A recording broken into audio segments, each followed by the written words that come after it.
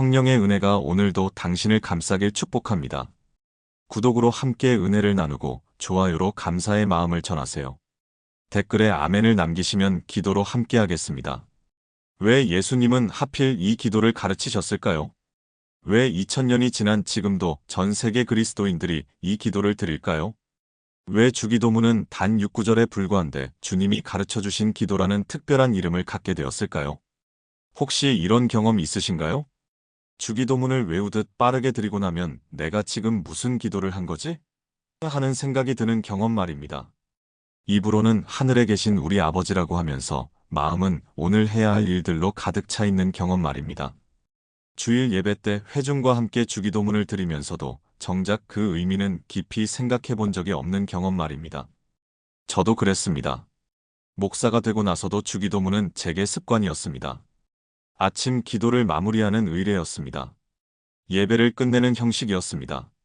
세상은 기도를 이렇게 말합니다. 간절히 원하는 것을 구하라. 내가 원하는 것을 얻기 위해 기도하라.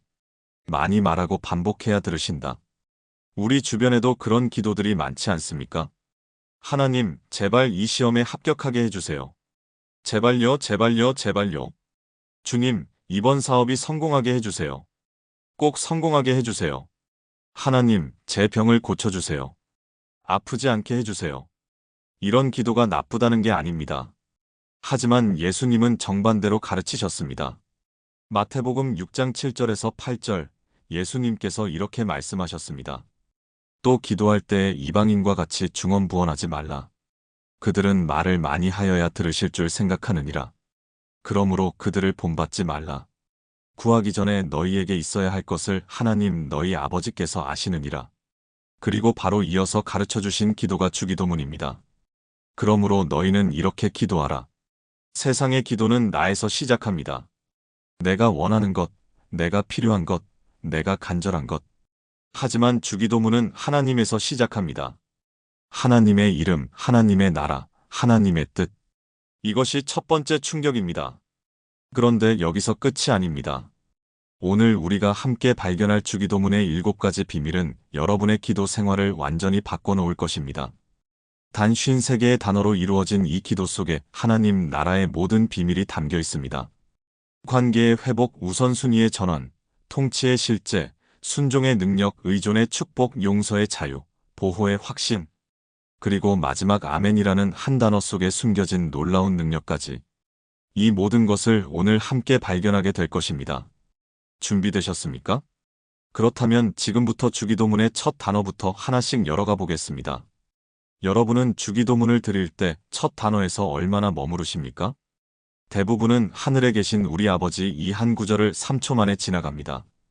그런데 이 한 구절 속에 기도의 가장 중요한 비밀이 숨어 있습니다. 바로 관계입니다. 많은 사람들이 기도를 요청 목록으로 생각합니다. 마치 하나님께 쇼핑 목록을 제출하듯 기도합니다. 이것 주세요, 저것 주세요, 이것도 필요합니다. 그런데 예수님은 기도를 가르치시면서 가장 먼저 관계를 회복하라고 말씀하십니다. 하늘에 계신 우리 아버지. 이 호칭 속에 얼마나 깊은 의미가 담겨 있는지 아십니까? 당시 유대인들에게 이것은 충격적인 표현이었습니다. 유대인들은 하나님의 이름조차 함부로 부르지 않았습니다. 야훼라는 이름 대신 아도나이 주님라고 불렀습니다.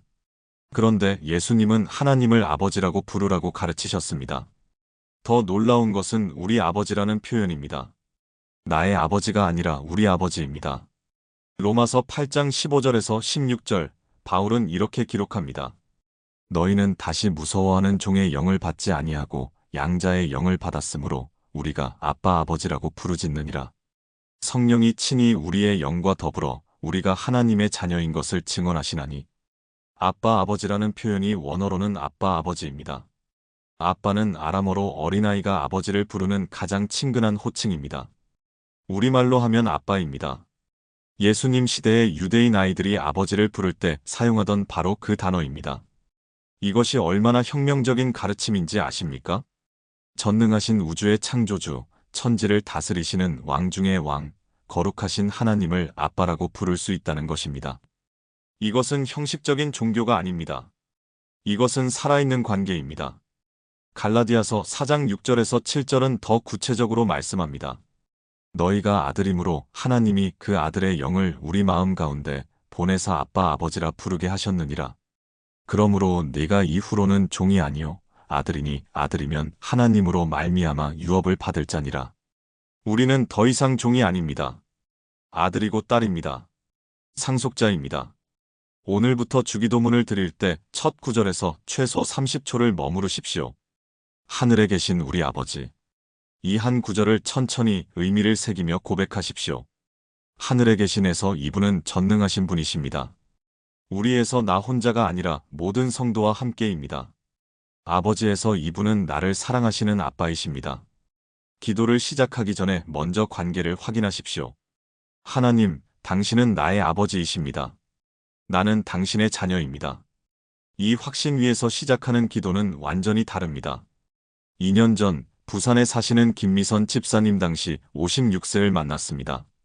집사님은 30년을 신앙생활하셨지만 기도가 항상 무겁다고 하셨습니다. 목사님, 저는 기도할 때마다 하나님이 무섭습니다. 제가 뭔가 잘못하면 벌을 주실 것 같아요. 그래서 기도가 두렵습니다. 그래서 제가 물었습니다. 집사님, 주기도문의 첫 구절이 뭡니까? 하늘에 계신 우리 아버지요. 집사님은 자녀가 있으십니까? 네, 딸이 둘 있습니다. 딸들이 집사님께 뭔가 부탁하러 올 때 두려워합니까? 아니요, 당연히 아니죠. 편하게 와서 엄마 하면서 안기잖아요. 그렇습니다. 하나님도 그런 아버지이십니다. 그날부터 집사님은 주기도문을 드릴 때 방법을 바꾸셨습니다. 하늘에 계신 우리 아버지를 드릴 때 눈을 감고 1분 동안 하나님의 사랑을 묵상하셨습니다. 어린 시절 아버지 품에 안겼던 기억을 떠올렸습니다. 그리고 하나님께서 자신을 그보다 훨씬 더 사랑하신다는 것을 고백했습니다. 3개월 후 집사님이 전화하셨습니다. 목소리가 완전히 달라져 있었습니다. 목사님, 기도가 이렇게 달콤한 줄 몰랐습니다. 이제는 기도 시간이 기다려져요. 하나님께 아빠라고 부를 수 있다는 게 이렇게 큰 은혜인 줄 몰랐어요.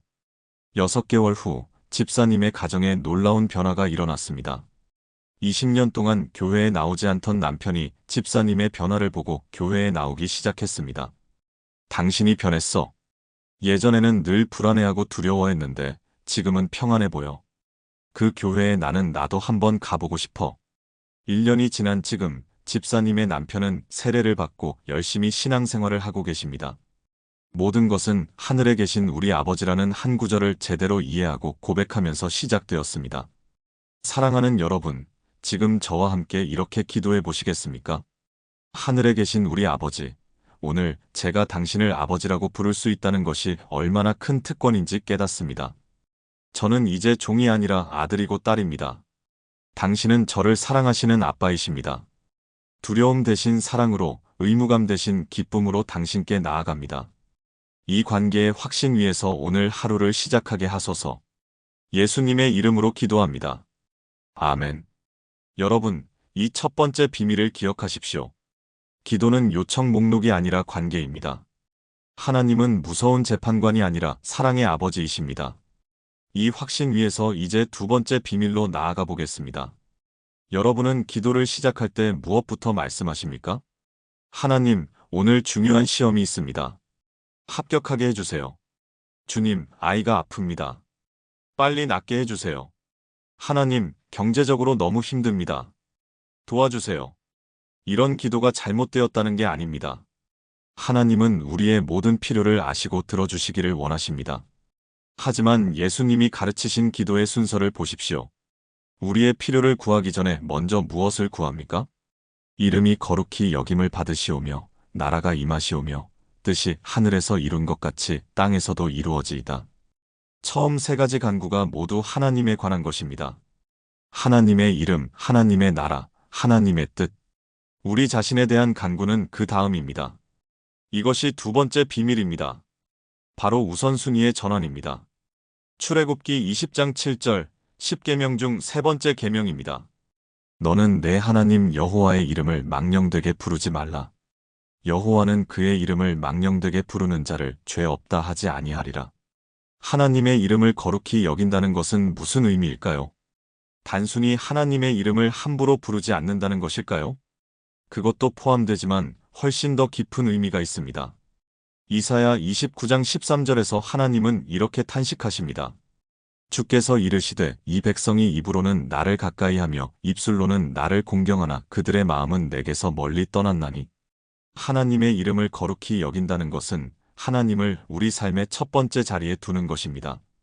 마태복음 6장 33절, 예수님께서 주기도문을 가르치신 같은 장에서 이렇게 말씀하십니다. 그런즉 너희는 먼저 그의 나라와 그의 의를 구하라. 그리하면 이 모든 것을 너희에게 더하시리라. 먼저입니다. 첫 번째입니다. 우선순위입니다. 잠언 3장 5절에서 6절도 같은 원리를 말씀합니다. 내 마음을 다하여 여호와를 신뢰하고 내 명철을 의지하지 말라.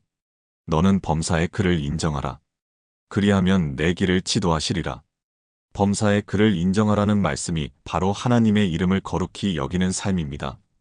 오늘부터 기도의 순서를 바꿔보십시오. 아침에 눈을 뜨면 가장 먼저 이렇게 고백하십시오. 하나님, 오늘 하루도 당신의 이름이 제 삶에서 거룩히 여김을 받게 하소서. 그리고 오늘 하루 계획을 하나님께 먼저 여쭙는 시간을 가지십시오. 하나님, 오늘 제가 해야 할 일들이 있습니다. 이 일들을 통해 당신의 이름이 영광받기를 원합니다. 제 계획이 당신의 뜻과 맞는지 보여주십시오. 중요한 결정을 내려야 할 때도 먼저 물으십시오. 이 결정이 하나님의 이름을 거룩하게 합니까? 하나님의 영광을 드러냅니까? 이것이 이름이 거룩히 여김을 받으시오며를 사는 삶입니다. 인천에서 사역하시는 박요한 선교사님 당시 62세의 이야기입니다. 선교사님은 40년을 선교 사역을 하셨지만 늘 재정적으로 어려움이 있으셨습니다. 5년 전 큰 사역을 계획하고 계셨는데 후원금이 턱없이 부족했습니다. 필요한 금액은 5천만 원, 모금된 금액은 1천만 원. 마감일이 2달 앞으로 다가왔습니다. 선교사님은 매일 새벽 2시간씩 기도하셨습니다. 하나님, 이 사역을 위해 돈을 보내주세요.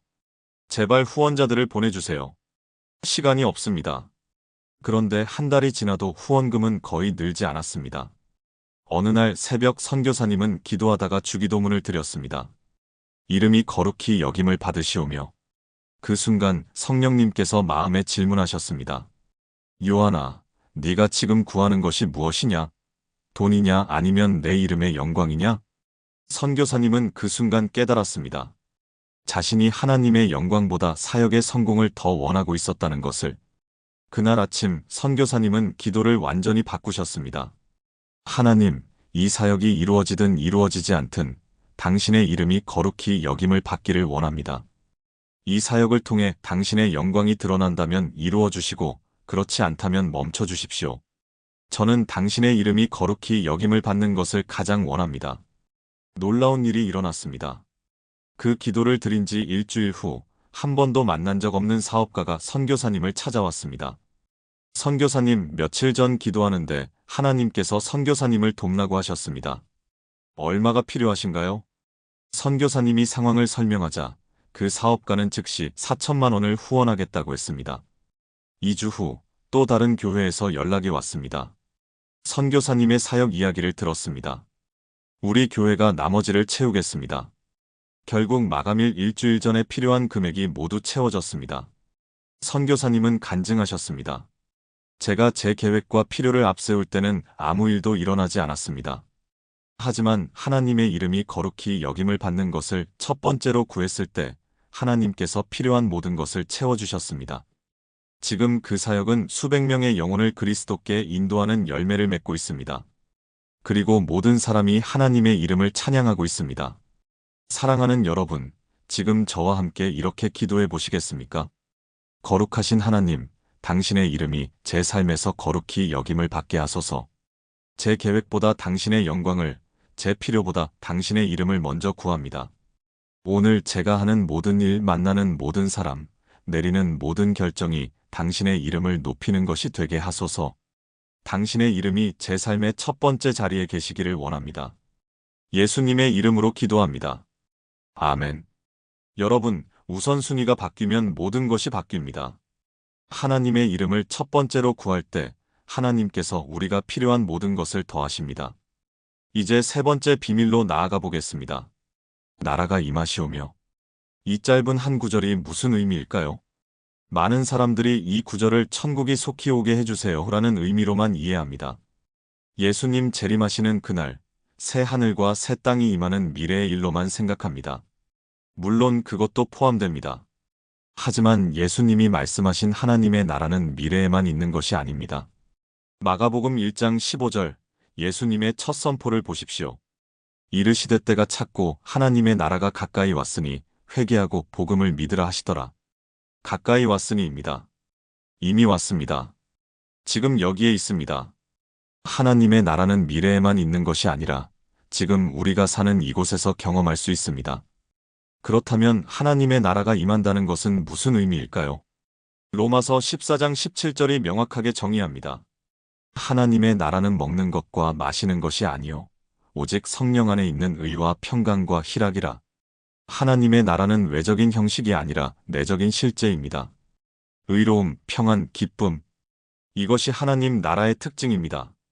누가복음 17장 20절에서 21절, 예수님께서 바리새인들에게 이렇게 말씀하셨습니다. 하나님의 나라는 볼 수 있게 임하는 것이 아니요 또 여기 있다 저기 있다고도 못하리니 하나님의 나라는 너희 안에 있느니라. 너희 안에 있느니라. 이것이 핵심입니다. 하나님의 나라는 지리적 장소가 아니라 하나님의 통치가 이루어지는 곳입니다. 하나님께서 왕으로 다스리시는 곳, 그곳이 하나님의 나라입니다. 그렇다면 나라가 임하시오면은 이런 기도입니다. 하나님, 제 마음에, 제 가정에, 제 직장에, 제 삶의 모든 영역에 당신이 왕으로 다스려 주십시오. 매일 아침 이렇게 고백하십시오. 오늘 하나님의 나라가 제 삶에 임합니다. 하나님께서 제 마음의 왕이십니다. 그리고 하루를 살면서 작은 결정들을 내릴 때마다 물으십시오. 이 선택이 하나님의 통치를 인정하는 것인가? 화가 치밀어 오를 때 하나님, 지금 제 마음에 당신의 나라가 임하게 하소서. 당신의 평안이 다스리게 하소서. 불안이 밀려올 때 하나님의 나라가 내 안에 있습니다. 두려움이 아니라 평강이 다스립니다. 유혹이 다가올 때 하나님의 나라가 내 마음을 다스립니다. 죄가 아니라 의가 통치합니다.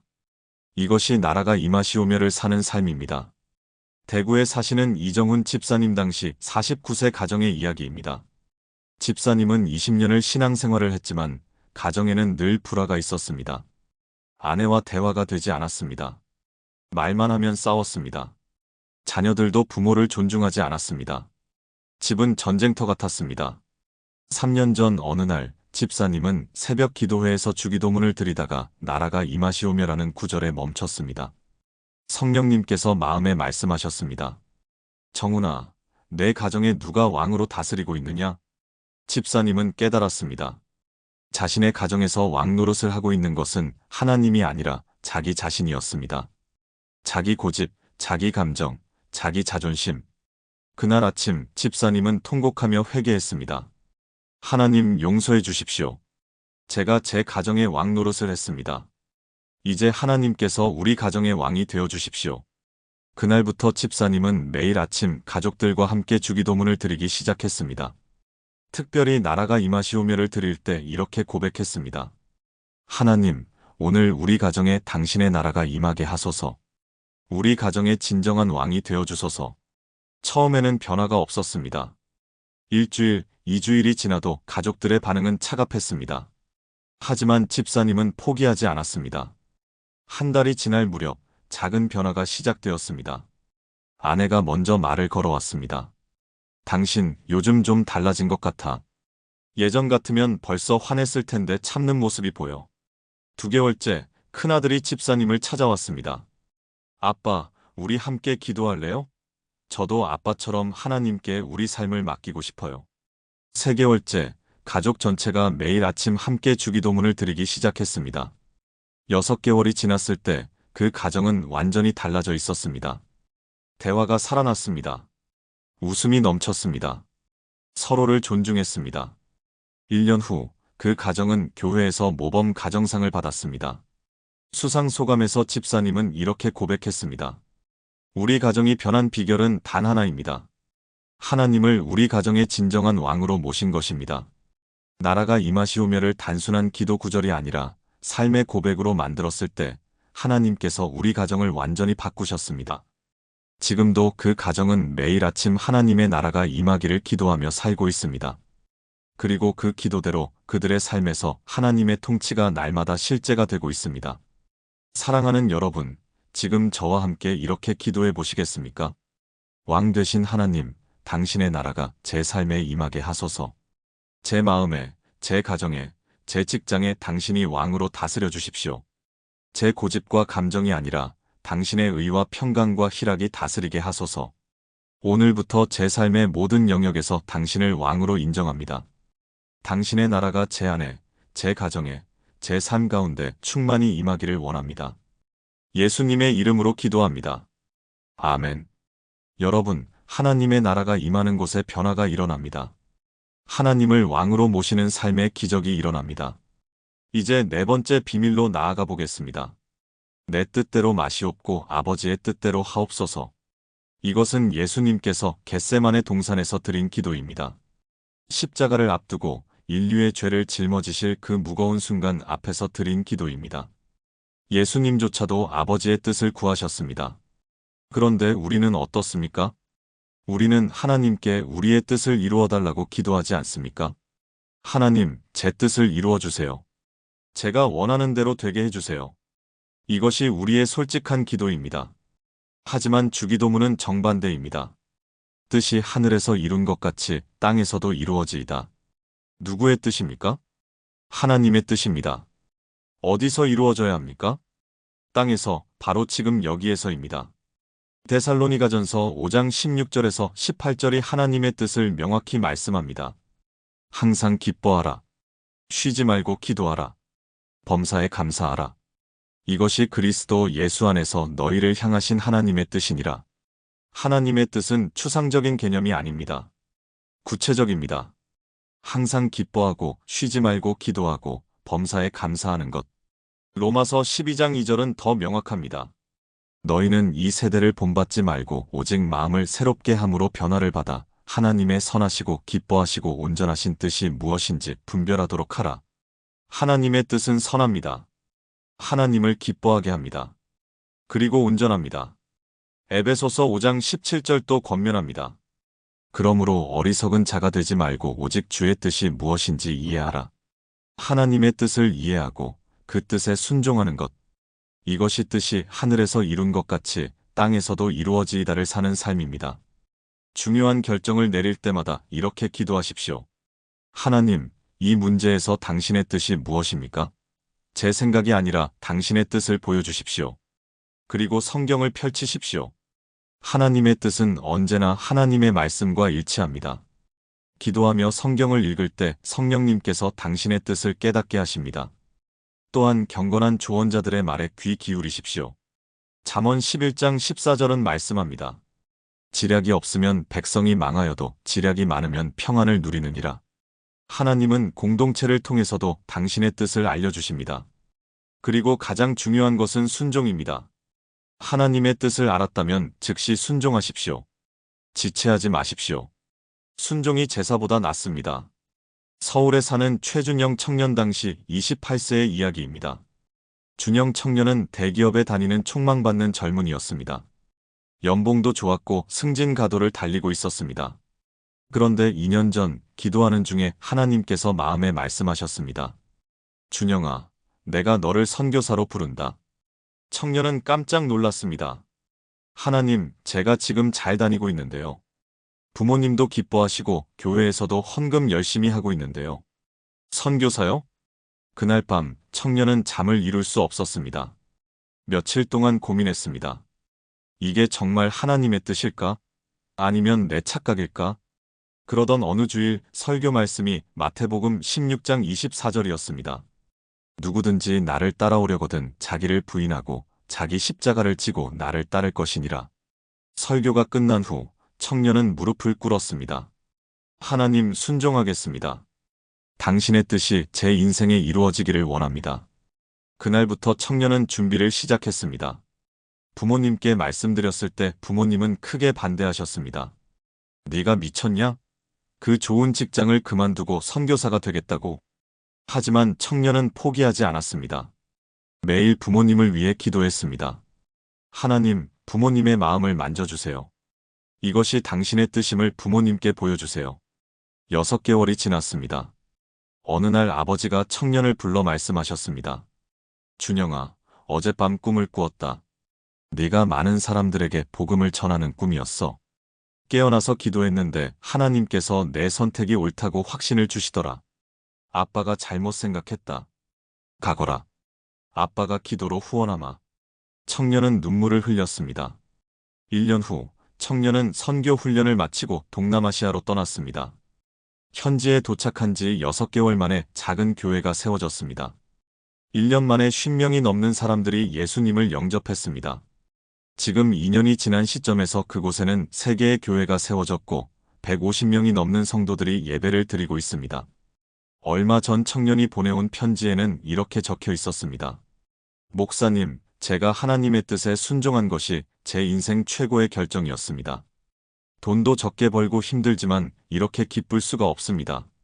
매일 아침 주기도문을 드릴 때 뜻이 하늘에서 이룬 것 같이 땅에서도 이루어지이다를 고백하면 가슴이 뜨거워집니다.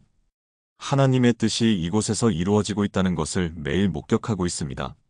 하나님의 뜻에 순종한 한 청년을 통해 150개의 영혼이 구원받았습니다. 그리고 그 영혼들이 또 다른 영혼들에게 복음을 전하고 있습니다. 이것이 뜻이 하늘에서 이룬 것 같이 땅에서도 이루어지이다의 능력입니다. 사랑하는 여러분, 지금 저와 함께 이렇게 기도해 보시겠습니까?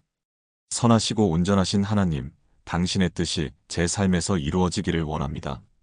제 뜻과 계획을 내려놓고 당신의 뜻에 순종합니다. 하늘에서 당신의 뜻이 완전히 이루어지는 것 같이 이 땅에서 제 삶에서도 당신의 뜻이 온전히 이루어지게 하소서. 두려움과 의심을 버리고 오직 순종으로 나아갑니다. 당신의 뜻이 제 뜻보다 선하고 완전함을 믿습니다. 예수님의 이름으로 기도합니다. 아멘. 여러분, 하나님의 뜻에 순종할 때 우리는 하나님의 최선을 경험합니다. 순종의 자리가 축복의 자리입니다. 이제 5번째 비밀로 나아가 보겠습니다. 주기도문을 드리다 보면 이제야 우리에 관한 내용이 나옵니다. 처음 3간구는 모두 하나님에 관한 것이었습니다. 하나님의 이름, 하나님의 나라, 하나님의 뜻. 그 다음에야 비로소 우리의 필요를 구합니다. 이것 자체가 가르침입니다. 하나님을 먼저 구하고 나서 우리의 필요를 구하는 것. 그런데 여기서 주목할 단어가 있습니다. 오늘 일용할. 오늘 우리에게 일용할 양식을 주시옵고. 내일을 위한 양식이 아닙니다. 한 달을 위한 양식이 아닙니다. 오늘 하루를 위한 양식입니다. 이것이 5번째 비밀입니다. 바로 날마다 하나님께 의존하는 삶입니다. 출애굽기 16장, 이스라엘 백성이 광야를 지날 때 하나님께서 만나를 내려주셨습니다. 그런데 그 만나에는 특별한 규칙이 있었습니다. 출애굽기 16장 4절입니다. 여호와께서 모세에게 이르시되 보라, 내가 너희를 위하여 하늘에서 양식을 비같이 내리리니 백성이 나가서 일용할 것을 날마다 거둘 것이라. 일용할 것을 날마다입니다. 한꺼번에 많이 거두려고 하면 어떻게 되었습니까? 출애굽기 16장 20절입니다. 그들이 모세의 말을 청종하지 아니하고 어떤 사람은 아침까지 두었더니 벌레가 생기고 냄새가 난지라. 하나님은 이스라엘 백성에게 날마다 하나님을 의지하는 법을 가르치셨습니다. 신명기 8장 3절, 모세는 이렇게 회상합니다. 너를 낮추시며 너를 줄이게 하시며 또 너도 알지 못하며 내 조상들도 알지 못하던 만나를 내게 먹이신 것은 사람이 떡으로만 사는 것이 아니오. 여호와의 입에서 나오는 모든 말씀으로 사는 줄을 내가 알게 하려 하심이니라. 사람은 떡으로만 사는 것이 아닙니다. 하나님의 말씀으로 삽니다. 그리고 그 말씀을 날마다 새롭게 공급받아야 합니다. 마태복음 6장 34절, 예수님께서 주기도문을 가르치신 같은 장에서 이렇게 말씀하십니다.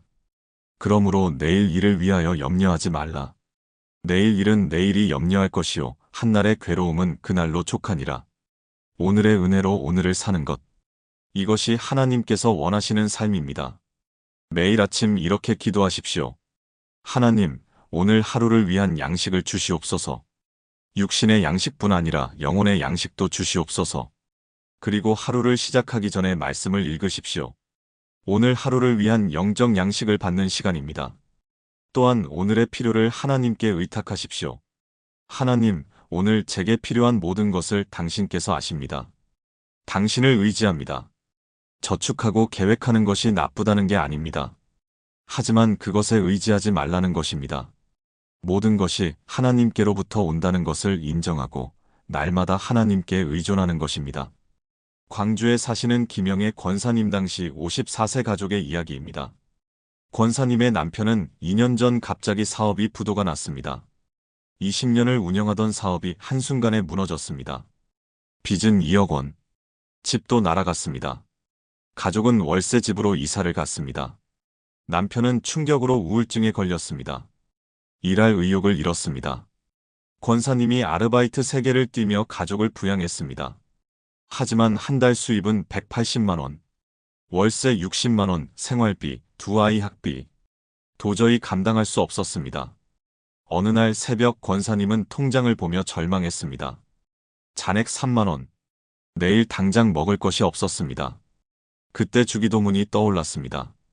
오늘 우리에게 일용할 양식을 주시옵고. 권사님은 무릎을 꿇었습니다. 하나님, 오늘 우리에게 일용할 양식을 주시옵소서. 정말로 오늘 먹을 것이 없습니다. 하나님만 의지합니다. 그날 아침 9시 초인종이 울렸습니다. 교회 집사님이 쌀 한 포대와 반찬거리를 가져오셨습니다. 권사님, 어젯밤 기도하는데 자꾸 권사님 생각이 나서요.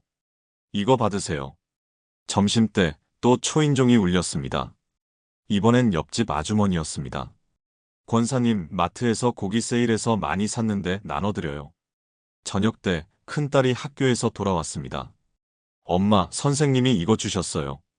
학원비 지원금이래요. 봉투를 열어보니 20만 원이 들어 있었습니다. 권사님은 그날 밤 하나님께 감사의 눈물을 흘렸습니다. 그날 이후 권사님은 매일 아침 오늘 우리에게 일용할 양식을 주시옵고를 고백하기 시작했습니다. 놀라운 일이 계속 일어났습니다.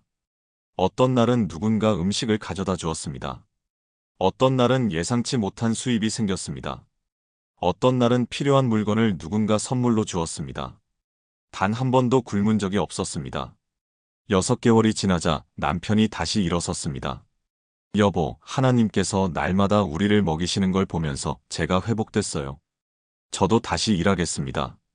남편은 작은 일부터 시작했습니다. 1년 후 조그만 가게를 열었습니다. 2년이 지난 지금 그 가게는 잘 되고 있고 빚도 절반 이상 갚았습니다. 권사님은 간증합니다. 그때 그 어려운 시간이 제 인생 최고의 축복이었습니다. 날마다 하나님께 의존하는 법을 배웠기 때문입니다. 지금도 우리 가족은 매일 아침 오늘 우리에게 일용할 양식을 주시옵고를 고백합니다. 그것이 우리의 고백이자 간증입니다. 하나님은 날마다 당신의 자녀를 책임지십니다. 단 하루도 잊지 않으십니다. 사랑하는 여러분, 지금 저와 함께 이렇게 기도해 보시겠습니까? 신실하신 하나님, 오늘 우리에게 일용할 양식을 주시옵소서. 육신의 양식과 영혼의 양식을 날마다 공급해 주시는 하나님을 찬양합니다. 제 힘과 능력이 아니라 오직 당신만 의지합니다. 오늘 하루 당신께서 필요한 모든 것을 채워주실 것을 믿습니다. 내일을 위한 염려를 내려놓고 오늘의 은혜에 감사합니다. 날마다 당신께 의존하며 살게 하소서. 예수님의 이름으로 기도합니다. 아멘. 여러분, 하나님은 날마다 우리를 먹이시는 분이십니다. 그분을 신뢰하고 의지하십시오. 이제 6번째 비밀로 나아가 보겠습니다. 주기도문 중에서 가장 기도하기 어려운 구절이 어디일까요? 많은 사람들이 바로 이 구절이라고 말합니다. 우리가 우리에게 죄 지은 자를 사하여 준 것 같이 우리 죄를 사하여 주시옵고. 왜 어렵습니까? 조건이 붙어 있기 때문입니다. 우리가 사하여 준 것 같이 우리 죄를 사하여 달라는 것입니다. 만약 우리가 다른 사람을 용서하지 않았다면 이 기도를 드릴 수 없습니다. 이것이 6번째 비밀입니다. 바로 용서의 선순환입니다. 마태복음 6장 14절에서 15절, 예수님께서 주기도문을 가르치신 직후 이렇게 말씀하셨습니다. 너희가 사람의 잘못을 용서하면 너희 하늘 아버지께서도 너희 잘못을 용서하시려니와 너희가 사람의 잘못을 용서하지 아니하면 너희 아버지께서도 너희 잘못을 용서하지 아니하시리라. 명확합니다. 우리가 다른 사람을 용서하는 것과 하나님께 용서받는 것이 연결되어 있습니다. 마태복음 18장, 예수님께서 용서에 관한 비유를 말씀하셨습니다. 10,000달란트 빚진 종이 왕에게 용서를 받았는데 나가서 100데나리온 빚진 동료를 용서하지 않는 이야기입니다. 그 결과가 무엇입니까? 마태복음 18장 34절에서 35절입니다. 주인이 노하여 그 빚을 다 갚도록 그를 옥졸에게 넘기니라. 너희가 각각 마음으로부터 형제를 용서하지 아니하면 나의 하늘 아버지께서도 너희에게 이와 같이 하시리라. 에베소서 4장 32절은 이렇게 권면합니다. 서로 친절하게 하며 불쌍히 여기며 서로 용서하기를 하나님이 그리스도 안에서 너희를 용서하심과 같이 하라. 하나님께서 우리를 용서하신 것 같이 우리도 다른 사람을 용서해야 합니다. 골로새서 3장 13절도 같은 말씀을 합니다. 누가 누구에게 불만이 있거든 서로 용납하여 피차 용서하되 주께서 너희를 용서하신 것 같이 너희도 그리하고. 용서는 감정이 아니라 결단입니다. 용서하기로 결정한다는 것입니다. 상처가 아물지 않았어도 마음이 아직 아파도 용서하기로 선택하는 것입니다. 구체적으로 이렇게 하십시오. 첫째, 나를 용서해 주신 하나님의 은혜를 기억하십시오. 우리가 하나님께 지은 죄가 얼마나 큽니까? 그런데 하나님께서는 독생자 예수님을 십자가에 내어주시면서까지 우리를 용서하셨습니다. 둘째, 그 사람을 위해 기도하십시오. 용서하기 어려운 사람을 위해 매일 축복 기도를 하십시오. 처음에는 입으로만 할 수 있습니다. 하지만 계속하다 보면 마음이 따라옵니다. 셋째, 용서를 선포하십시오. 나는 이름을 용서합니다라고 입으로 고백하십시오.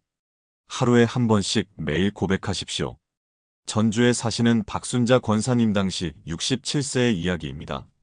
권사님은 20년 동안 한 사람을 미워하며 살았습니다. 그 사람은 권사님의 시누이였습니다. 20년 전 시누이는 권사님 가족의 재산을 불법으로 가로챘습니다. 법정 소송까지 갔지만 패소했습니다. 그 이후로 권사님은 시누이를 한 번도 만나지 않았습니다. 이름만 들어도 분노가 치밀었습니다. 생각만 해도 가슴이 답답했습니다. 매일 밤 악몽을 꾸었습니다. 건강도 나빠졌습니다. 혈압이 올라가고 불면증에 시달렸습니다. 의사는 말했습니다. 권사님, 스트레스를 줄이셔야 합니다. 이러다가 큰일 납니다.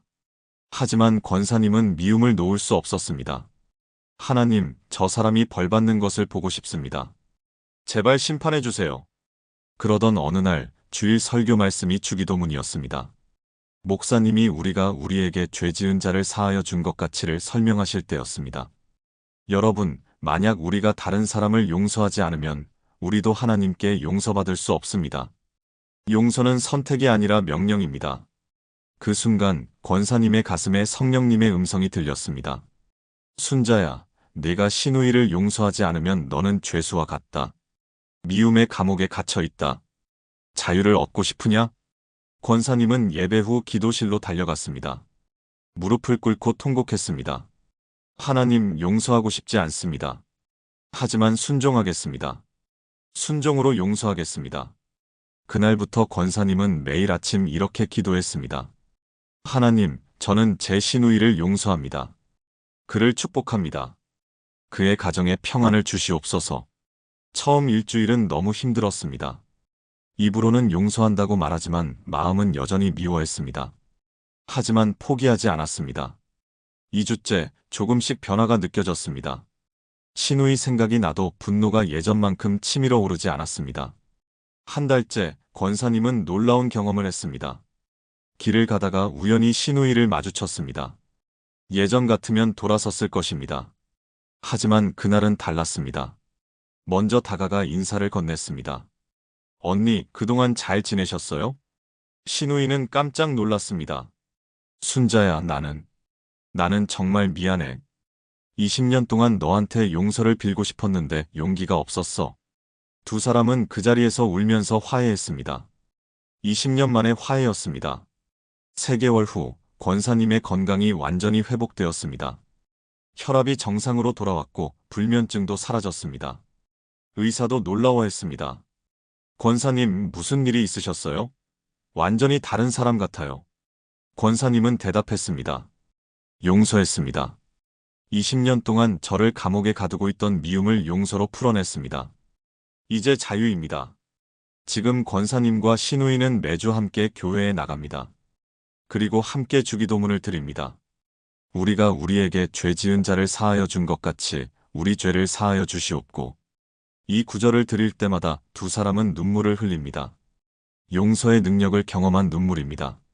사랑하는 여러분, 지금 저와 함께 이렇게 기도해 보시겠습니까? 긍휼이 풍성하신 하나님, 저를 용서해 주신 그 사랑으로 저도 다른 사람을 용서합니다. 제게 상처를 준 사람들, 제게 잘못한 사람들을 용서합니다. 미움과 원망을 내려놓고 용서와 사랑을 선택합니다. 하나님께서 저를 용서하신 것 같이 저도 그들을 용서합니다. 용서를 통해 자유를 경험하게 하소서. 예수님의 이름으로 기도합니다. 아멘. 여러분, 용서는 상대방을 위한 것이 아니라 나를 위한 것입니다. 용서할 때 우리가 자유를 얻습니다. 이제 7번째, 마지막 비밀로 나아가 보겠습니다. 주기도문의 마지막 간구입니다. 우리를 시험에 들게 하지 마시옵고 다만 악에서 구하시옵소서. 그리고 마지막 한 단어, 아멘. 이 마지막 부분에 얼마나 중요한 비밀이 숨어 있는지 아십니까? 먼저 다만 악에서 구하시옵소서를 봅시다.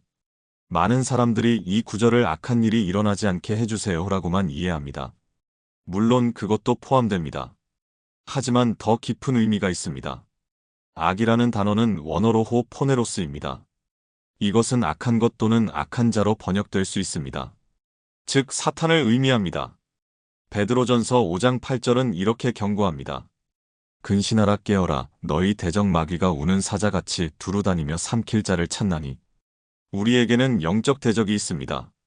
사탄은 실제로 존재하며 우리를 넘어뜨리려고 합니다. 요한복음 10장 10절 예수님께서 말씀하십니다. 도둑이 오는 것은 도둑질하고 죽이고 멸망시키려는 것뿐이요 내가 온 것은 양으로 생명을 얻게 하고 더 풍성히 얻게 하려는 것이라. 도둑 즉 사탄은 도둑질하고 죽이고 멸망시키려 합니다. 하지만 예수님은 생명과 풍성함을 주십니다. 그렇다면 다만 악에서 구하시옵소서는 이런 기도입니다. 하나님, 사탄의 공격으로부터 저를 보호해 주십시오. 악한 자의 계략에서 저를 건져 주십시오. 에베소서 6장 11절에서 12절은 우리의 싸움을 설명합니다. 마귀의 간계를 능히 대적하기 위하여 하나님의 전신 갑주를 입으라. 우리의 씨름은 혈과 육을 상대하는 것이 아니요 통치자들과 권세들과 이 어둠의 세상 주관자들과 하늘에 있는 악의 영들을 상대함이라. 우리의 진짜 싸움은 보이지 않는 영적 세계에서 일어납니다. 그래서 우리는 매일 하나님의 보호를 구해야 합니다. 매일 아침 이렇게 기도하십시오. 하나님, 오늘 하루 사탄의 모든 공격으로부터 저를 지켜주십시오. 악한 자의 계략을 분별하게 하시고 그것으로부터 저를 건져주십시오. 하루를 시작하기 전에 영적 갑옷을 입으십시오. 진리의 허리띠, 의의 흉배, 평안의 복음의 신, 믿음의 방패, 구원의 투구, 성령의 검. 이것들은 상징이 아니라 실제입니다. 우리는 매일 영적 전쟁 가운데 있기 때문입니다. 부산에 사시는 정미라 집사님 당시 52세의 이야기입니다. 집사님은 3년 전 큰 영적 공격을 받았습니다. 갑자기 이유 없이 두려움이 밀려왔습니다. 밤마다 악몽을 꾸었습니다. 기도할 때마다 온갖 부정적인 생각이 머릿속을 채웠습니다. 너는 구원받지 못했어. 하나님은 너를 사랑하지 않아. 너는 끝이야. 집사님은 혼란스러웠습니다. 이게 무슨 일이지? 왜 갑자기 이런 생각이 드는 거지? 교회에 가서 상담을 받았습니다. 목사님은 말씀하셨습니다. 집사님, 이것은 영적 공격입니다. 사탄이 집사님의 믿음을 흔들려고 하는 것입니다. 그리고 주기도문을 가르쳐 주셨습니다. 특별히 다만 악에서 구하시옵소서를 강조하셨습니다. 매일 아침 일어나자마자 이 기도를 크게 선포하십시오. 하나님, 오늘 하루 악에서 저를 구하시옵소서. 그리고 예수님의 이름으로 사탄을 물리치십시오. 집사님은 그날부터 실천했습니다. 매일 새벽 5시 일어나자마자 무릎을 꿇었습니다. 하나님, 다만 악에서 저를 구하시옵소서. 사탄아, 예수님의 이름으로 명하노니 내게서 떠나가라. 처음에는 변화가 없는 것 같았습니다. 하지만 일주일째부터 달라지기 시작했습니다. 부정적인 생각이 줄어들었습니다. 악몽도 점점 사라졌습니다. 한 달이 지나자 두려움이 완전히 사라졌습니다. 대신 평안이 임했습니다. 지금 3년이 지났지만 집사님은 여전히 매일 이 기도를 드립니다. 다만 악에서 구하시옵소서. 그리고 간증합니다. 주기도문의 이 한 구절이 제 영적 무기가 되었습니다. 이 기도를 드릴 때마다 하나님의 보호하심을 경험합니다. 그런데 주기도문은 여기서 끝나지 않습니다. 마지막 한 단어가 남았습니다. 아멘. 혹시 여러분은 아멘을 단순히 기도의 끝맺음 정도로만 생각하십니까? 기도 끝났으니까 아멘. 하지만 아멘에는 엄청난 능력이 숨어 있습니다. 아멘은 히브리어로 확실하다, 진실하다, 그렇게 되기를 원한다는 뜻입니다. 즉, 지금까지 드린 기도 전체에 대한 확신의 선포입니다. 하늘에 계신 우리 아버지에서 아멘, 확실합니다. 이름이 거룩히 여김을 받으시오며 에서 아멘, 그렇게 되기를 원합니다. 나라가 임하시오며 에서 아멘, 반드시 임할 것입니다. 뜻이 하늘에서 이룬 것 같이 땅에서도 이루어지이다 에서 아멘, 이루어질 것입니다. 오늘 우리에게 일용할 양식을 주시옵고 에서 아멘, 주실 것을 믿습니다. 우리가 우리에게 죄 지은 자를 사하여 준 것 같이 우리 죄를 사하여 주시옵고 에서 아멘, 용서합니다. 다만 악에서 구하시옵소서 에서 아멘, 구원해 주실 것입니다. 고린도후서 1장 20절은 이렇게 말씀합니다. 하나님의 약속은 얼마든지 그리스도 안에서 예가 되니 그런즉 그로 말미암아 우리가 아멘하여 하나님께 영광을 돌리게 되느니라. 하나님의 모든 약속에 대한 우리의 응답이 아멘입니다. 요한계시록 3장 14절, 예수님은 스스로를 아멘이신이라고 부르십니다. 라오디게아 교회의 사자에게 편지하라. 아멘이시오. 충성되고 참된 증인이시오. 하나님의 창조의 근본이신 이가 이르시되. 예수님이 곧 아멘이십니다. 확실하고 신실하고 변하지 않으시는 분입니다. 그러므로 우리가 아멘이라고 할 때 우리는 예수님의 신실하심을 선포하는 것입니다. 오늘부터 주기도문을 드릴 때 아멘을 힘있게 선포하십시오. 단순히 기도의 끝이 아니라 확신의 선포로. 이 모든 것이 확실히 이루어질 것을 믿습니다. 아멘.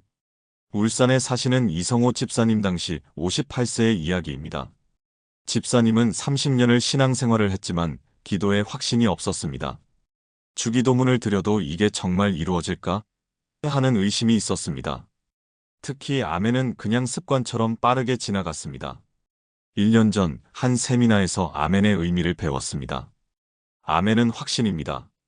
이것이 반드시 이루어질 것을 믿는다는 선포입니다. 그날부터 집사님은 주기도문을 드릴 때 방법을 바꾸셨습니다. 마지막 아멘을 드릴 때 잠시 멈추고 이렇게 고백했습니다. 지금까지 제가 드린 이 모든 기도가 하나님의 뜻 안에서 반드시 이루어질 것을 믿습니다. 아멘. 3개월이 지나자 집사님의 기도 생활이 완전히 달라졌습니다. 기도할 때 확신이 생겼습니다. 의심 대신 믿음이 자랐습니다. 그리고 실제로 기도 응답을 더 많이 경험하기 시작했습니다. 목사님, 제가 깨달았습니다. 아멘은 그냥 끝맺음이 아니라 믿음의 선포입니다. 이것을 확신하며 선포할 때 기도가 달라집니다. 지금 집사님은 교회에서 중보기도 모임을 인도하고 계십니다. 그리고 모든 기도를 힘있는 아멘으로 마무리합니다. 사랑하는 여러분, 지금 저와 함께 이렇게 기도해 보시겠습니까? 전능하신 하나님, 오늘 하루 사탄의 모든 공격으로부터 저를 보호해 주십시오. 악한 자의 계략을 분별하게 하시고 그것으로부터 저를 건져 주십시오. 주님은 나의 방패요, 나의 피난처이십니다. 주님 안에서 나는 안전합니다. 지금까지 드린 주기도문의 모든 내용이 제 삶에서 확실히 이루어질 것을 믿습니다. 아멘, 아멘, 아멘. 예수님의 이름으로 기도합니다. 여러분, 우리에게는 보호하시는 하나님이 계십니다. 그리고 우리의 기도를 반드시 들으시고 응답하시는 신실하신 하나님이 계십니다. 이 확신으로 매일 주기도문을 드리십시오. 지금까지 우리는 주기도문의 7가지 비밀을 함께 나눴습니다. 이제 이 모든 것을 하나의 기도로 드리겠습니다. 사랑하는 여러분, 함께 기도하시겠습니까? 하늘에 계신 우리 아버지, 오늘 제가 당신을 아버지라고 부를 수 있는 특권을 감사드립니다. 당신은 저를 사랑하시는 아빠이시며 저는 당신의 자녀입니다. 당신의 이름이 제 삶에서 거룩히 여김을 받게 하소서. 제 계획보다 당신의 영광을, 제 필요보다 당신의 이름을 먼저 구합니다. 당신의 나라가 제 마음에, 제 가정에, 제 삶의 모든 영역에 임하게 하소서. 제 고집과 감정이 아니라 당신의 의와 평강과 희락이 다스리게 하소서. 당신의 뜻이 하늘에서 이루어진 것 같이 이 땅에서 제 삶에서도 온전히 이루어지게 하소서. 제 뜻을 내려놓고 오직 당신의 선하시고 기뻐하시고 온전하신 뜻에 순종합니다. 오늘 우리에게 일용할 양식을 주시옵소서. 육신의 양식과 영혼의 양식을 날마다 공급해 주시는 하나님을 찬양합니다. 제 힘이 아니라 오직 당신만 의지하며 날마다 당신께 의존하며 살게 하소서. 저를 용서해 주신 그 사랑으로 저도 다른 사람을 용서합니다. 제게 상처를 준 사람들, 제게 잘못한 사람들을 하나님께서 저를 용서하신 것 같이 용서합니다. 미움과 원망을 내려놓고 용서와 사랑을 선택합니다. 오늘 하루 사탄의 모든 공격으로부터 저를 보호해 주시고 악한 자의 계략에서 저를 건져 주소서. 주님은 나의 방패요, 나의 피난처이시며 주님 안에서 나는 안전합니다. 이 모든 기도가 당신의 뜻 안에서 확실히 이루어질 것을 믿고 선포합니다. 나라와 권세와 영광이 아버지께 영원히 있사옵니다. 아멘, 아멘, 아멘. 살아계신 예수 그리스도의 이름으로 기도합니다. 사랑하는 여러분, 오늘 우리는 함께 주기도문의 7가지 숨은 비밀을 발견했습니다. 첫째, 하늘에 계신 우리 아버지에서 기도는 요청이 아니라 관계입니다. 하나님을 두려운 재판관이 아니라 사랑의 아버지로 만날 때 기도가 달라집니다. 둘째, 이름이 거룩히 여김을 받으시오며 에서 우선순위가 바뀌면 모든 것이 바뀝니다. 하나님의 이름을 첫 번째로 구할 때 하나님께서 우리가 필요한 모든 것을 더하십니다. 셋째, 나라가 임하시오며 에서 하나님의 나라가 임하는 곳에 변화가 일어납니다. 하나님을 왕으로 모시는 삶의 기적이 일어납니다. 넷째, 뜻이 하늘에서 이룬 것 같이 땅에서도 이루어지이다에서 순종의 자리가 축복의 자리입니다. 하나님의 뜻에 순종할 때 우리는 하나님의 최선을 경험합니다. 다섯째, 오늘 우리에게 일용할 양식을 주시옵고 에서 하나님은 날마다 우리를 먹이시는 분이십니다. 날마다 하나님께 의존하는 삶이 진정한 믿음의 삶입니다. 여섯째, 우리가 우리에게 죄 지은 자를 사하여 준 것 같이 우리 죄를 사하여 주시옵고 에서 용서는 상대방을 위한 것이 아니라 나를 위한 것입니다. 용서할 때 우리가 자유를 얻습니다. 일곱째, 다만 악에서 구하시옵소서. 그리고 아멘에서 우리에게는 보호하시는 하나님이 계십니다. 그리고 우리의 기도를 반드시 들으시고 응답하시는 신실하신 하나님이 계십니다. 여러분, 이 7가지 비밀을 기억하십시오. 오늘부터 주기도문을 드릴 때 단순히 암송하지 마십시오. 한 구절 한 구절 의미를 새기며 마음을 담아 확신을 가지고 드리십시오. 주기도문은 예수님께서 직접 가르쳐 주신 기도입니다. 이 기도 속에 하나님 나라의 모든 비밀이 담겨 있습니다. 관계의 회복, 우선순위의 전환, 하나님의 통치, 순종의 능력, 날마다 의존함, 용서의 자유, 하나님의 보호. 이 모든 것이 여러분의 삶에서 실제가 되기를 축복합니다. 오늘 이 말씀이 마음에 닿으셨다면 좋아요를 눌러주시고 댓글로 아멘이라고 고백해주세요. 그리고 더 많은 분들이 함께 은혜 받을 수 있도록 공유 부탁드립니다. 오늘 하루도 주기도문과 함께 시작하시는 여러분 모두에게 하나님의 풍성한 축복과 평안이 함께하기를 기도합니다. 하늘에 계신 우리 아버지께서 여러분과 여러분의 가정을 지키시고 인도하시고 축복하시기를 간절히 기도합니다. 사랑합니다, 여러분. 하나님의 은혜가 여러분과 함께하기를 축원합니다.